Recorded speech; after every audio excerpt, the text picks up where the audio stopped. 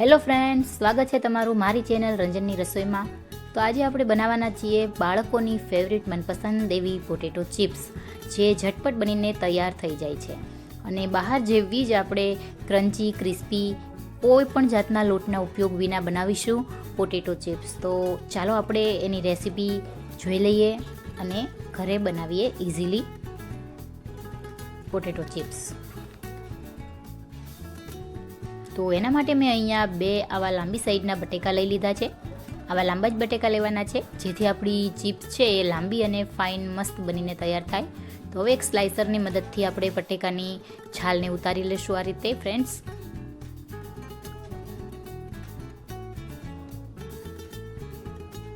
તો આ રીતે આપણે બંને બટેકાની છાલને ઉતારી લીધી છે. હવે આપણે એને પાણીમાં ધોઈ લઈશું, જેથી એનો સ્ટાર્ચ છે એ પણ નીકળી જાય અને કચરો હોય તો એ પણ સાફ થઈ જાય.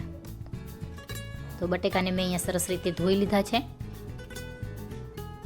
તો હવે આપણે આમાંથી ચિપ્સ આપણે બનાવવાની છે. તો એના માટે અહીંયા સૌથી પહેલાં આપણે આવી સ્લાઈસ કરી લઈશું. નહીં બહુ જાડી કે નહીં પાતળી એવી સ્લાઈસ આપણે કરવાની છે. આ રીતે બનાવી લઈશું આપણે. તો આ એક બટેકામાંથી 4 થી 5 જેવી સ્લાઈસ બની છે. તો હવે આ રીતે આપણે આની ઊભી ચિપ્સ બનાવી લઈશું. તમે જોઈ શકો છો, એકદમ મીડિયમ સાઈઝની, નહીં બહુ જાડી નહીં બહુ પાતળી એવી આપણી ચિપ્સ જોઈ શકો છો તમે. તો બંને બટેકાની આપણે ચિપ્સ પાડી લઈશું. તો મેં અહીંયા બંને બટેકાની ચિપ્સ પાડી લીધેલી છે અને જો તમે કે કેવી લોંગ અને ફાઇન એવી આપણી ચિપ્સ બનીને તૈયાર થઈ છે, કે આપણે બટેકા મોટા લીધા હતા લાંબા એટલે. તો હવે તેલ સારી રીતે ગરમ થઈ ગયું છે. હવે આપણે આમાં ચિપ્સને તળી લઈશું. તમે જોયું ને ફ્રેન્ડ્સ, કે આપણે નથી આને 2-3 પાણીથી ધોઈ કે નથી સૂકવી કે નથી આપણે ગરમ પાણીમાં ઉકાળી, એકદમ ઇન્સ્ટન્ટ આ ચિપ્સ બનીને તૈયાર થઈ જાય છે. હવે આને સતત આપણે આને તેલની અંદર સરસ રીતે ઉકાળતા રહેવાનું છે, સરસ રીતે તળવાની છે, અંદરથી સારી રીતે ચડી જાય.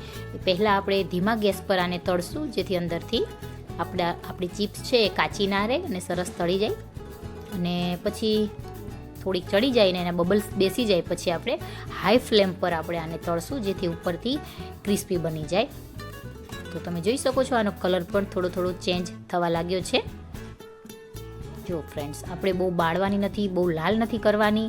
આ રીતે એકદમ એનો કલર બરકરાર રહે, વ્હાઇટ કલરમાં, ઉપરથી ક્રન્ચી ક્રિસ્પી બને, અંદરથી સોફ્ટ બને, એ રીતની આપણે બનાવવાની છે.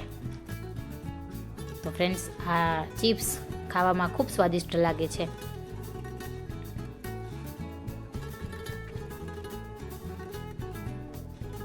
તો આ રીતે એનો કલર ચેન્જ થાય ત્યાં સુધી આને ચલાવવાની અને સારી રીતે તળી લેવાની.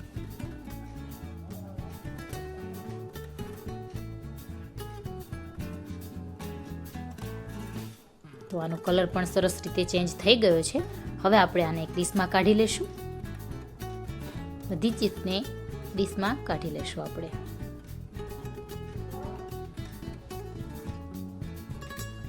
તો આને તળાતા 5 મિનિટ જેવું થાય છે, 5 થી 10 મિનિટ જેવું. હવે હું તમને આનો અવાજ સંભળાવી દઉં. જોઈ શકો છો ફ્રેન્ડ્સ, કે કેવી એકદમ ક્રિસ્પી ચિપ્સ બનીને તૈયાર થઈ છે. આપણે આમાં કોર્નફ્લોરનો ઉપયોગ નથી કર્યો કે ડબલ ફ્રાય નથી કરી, છતાં પણ એકદમ ક્રિસ્પી બનીને તૈયાર થઈ છે. તો હવે આપણે આના પર મીઠું એડ કરી દઈશું. તો મેં અહીંયા ફરાળી મીઠું એડ કર્યું છે, સેંધા નમક નાખ્યું છે મેં અહીંયા, અને હવે ઉપરથી થોડુંક લાલ મરચું પાવડર પણ એડ કરી દઈશું. જેવું તમે તમારા ઘરમાં બાળકો તીખું ખાતા હોય એ પ્રમાણે તમારે આમાં લાલ મરચું પાવડર એડ કરવાનું. તો હવે આને સારી રીતે મિક્સ કરી લઈએ અને હાથની મદદથી બધી જ ચિપ્સ સારી રીતે કોટ થઈ જાય એ રીતે મિક્સ કરી લઈએ. ઘણા લોકો આમાં ચાટ મસાલો એવું બધું એડ કરતા હોય છે, સંચળ પાવડર ને, પણ આપણે આમાં વધારે કોઈ ઝંઝટ કરવાની જરૂર નથી. આમ નામ પણ બહુ સરસ લાગે છે આ ચિપ્સ. તો આપણી ચિપ્સ સરસ રીતે બનીને તૈયાર થઈ ગઈ છે.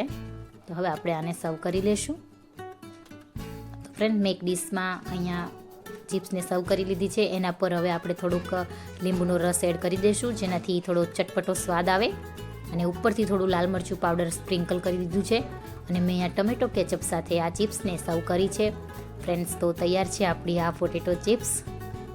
તો એકવાર આ ચિપ્સને તમારા ઘરે જરૂરથી ટ્રાય કરજો. તમને બધાને ખૂબ જ પસંદ આવશે. તો ચેનલ પર નવા હોય તો ચેનલને સબસ્ક્રાઈબ કરી દેજો, વિડીયોને લાઈક કરી દેજો, શેર કરી દેજો અને બેલ આઇકન દબાવવાનું ભૂલતા નહીં. તો ફ્રેન્ડ, તૈયાર છે આપણી આ પોટેટો ચિપ્સ.